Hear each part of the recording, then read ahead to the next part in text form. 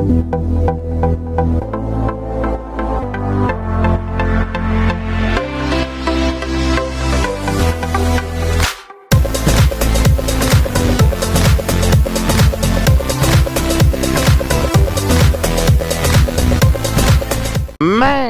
what's going on YouTube? Today's my day off, but yet I gotta go to a safety meeting for work on my day off. Luckily, they're paying for my food. I don't know, I don't know why I'm complaining, but I'm a little bit of complaining right now because I was really enjoying sleeping in a little bit. Oh, and I gotta get gas. I'll be there in a few minutes.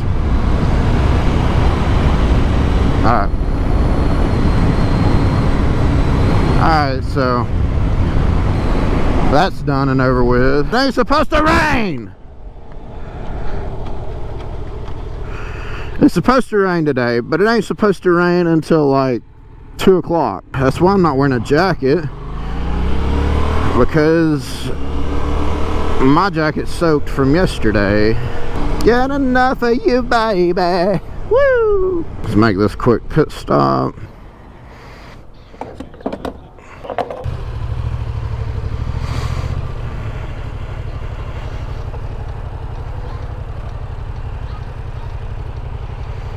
Okay, so I gotta go over here to this safety meeting for work. They're feeding us, they're taking us to Golden Corral, and I don't know what I'm doing.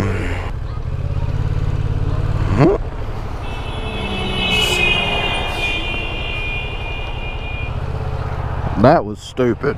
I'm going over here to Golden Corral, and we're gonna eat. They're gonna like tell us probably about how safe we need to be. Wear your seatbelt, make sure you get out and look before backing up your truck, and yada yada yada. And I'm just like, it's my off day. I was snoozing. The only really reason I'm doing this is because you're giving me a bonus. I guess I shouldn't complain since I'm getting the bonus. So I've been back on it, guys. I really love. Whee! I've been enjoying editing videos again. I edited like a video and a half last night, and I even went ahead and put it up on YouTube. I got to finish that other video, and I'm really getting back into it. It's really fun. I guess I got that vibe back. I don't know. When I first started doing it, I enjoyed editing, and then I got to where it was kind of a hassle. And then after I got the new can't talk. After I got the new LumaFusion app for my iPad, it made it so much easier and so much more desirable to edit on, but still it was like something was missing, and I think it was the content that I was actually making. But at the same time, I should have just been putting videos out consistently. That's what I'm going to try to start doing, is just consistent, putting videos out. And I'm going to have to start trying to hit that 10-minute mark. Blueberry homemade ice cream. I tell you guys, like, one of the best ice cream flavors, speaking of ice cream, my favorite ice cream flavor, and like one of those tubs that you get at Walmart, is the I think it's Ben & Jerry's banana pudding ice cream. That junk is legit. I love it. Aw, del taco. I don't know what that was all about. Okay guys, I'm gonna hit this up real quick. Looks like Billy's here. I love his parking job. Okay.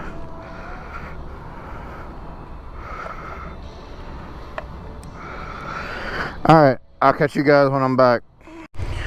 Okay, so that was lackluster. Sat there, I just drank sweet tea, let them say what they wanted to say. We had the vice president of the company show up. I'm about to get rained on right there. Pretty much just saying, you know, don't be on your cell phone while driving, and make sure you get out and look if you're not for sure when you're backing up, and let's go. So yeah, it was just pretty much just don't do this, don't do this. Please start doing this and start doing this. I mean, it's my biggest thing with safety meetings like that, and I'm not trying to be that guy. We got a lot of older gentlemen there, maybe some guys that are not as, they're intelligent enough to drive a truck, but they're not getting like, and this is a word that I use because the way that I look at it, it's not a bad thing, it's just how it is. I'm ignorant on things that I don't know. A lot of these guys are just kind of ignorant on technology because they didn't grow up in that time. They're not able to problem solve on the technology that they're given. And it's simple, it really is. It's really simple to figure out what to do on certain things, but they're not wanting to. They're instead just going straight to, it's nearly just common sense on a lot of it, but they don't want to utilize that. They want to get and complain about it, and it just, I don't understand it sometimes why they can't just problem solve themselves a little bit before they start. It's almost like they want to start a ruckus about it, like they're trying to look for something bad about the job that they work for, or they do. Sorry, I'm getting tongue-tied. All right, just for instance, I want to go a little trucker on you guys and kind of explain how electronic logs work. When you have electronic logs come out, they were trying to push for it. They were trying to get older truck drivers to, you know, get on board, and it was hard to do because everybody didn't want to, because for one, I mean, just to be honest, a lot of truckers saw that as, well, now that they have to take and do exactly what they're putting on there because the electronic log is going to make them. Well, that's true. I'm not going to get into all that, but what I'm trying to get at is to try to get those older truckers on board. They were trying to push like, well, when you get electronic log, it's great because you don't have to do nothing. You just type in, or you just put in your name, log in, and whatever you do, it keeps track of it. Well, that's not the case. There's still a little bit of micromanaging you have to do with electronic logs for it to properly work, and one of those is putting yourself off duty. Does it take you off duty after a little while of sitting still? Yeah, well, no, it takes you on duty. What I meant to say, on duty. Take yourself and put yourself on duty off the drive line after you stop.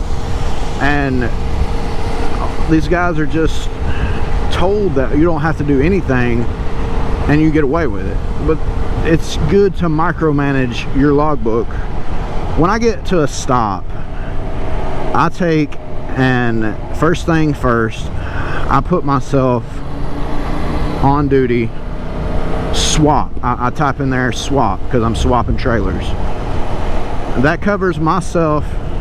If a DOT officer pulls me over, he should understand what swap means. If he doesn't, all I got to do is say I was swapping trailers. I'm a drop and hook company, I swap trailers. So that's easy to get. But this guy asked a question. He was just like, well, my logbook showed drive line all day and didn't go on duty once. Well, that's because you're not putting yourself on duty. He was like, the answer to that was, well, it's supposed to put you on duty after 5 minutes. Well, I get done taking the opening the trailer, dropping the dock door, and back in my truck before that. Well, there's your problem. You're not putting yourself on duty. There's ways that you can figure out how to work that logbook to work in the proper way. And it's not just logbooks, it's different things in general. You know, you got your computers, and I understand these are older generation people, and I'm one for the older generation. I love the older generation. You can learn so much from the older generation that millennials like myself, they don't understand, and they won't never understand unless they start trying to learn from the older generation. But we're in a generation as well where the older generation can learn from us.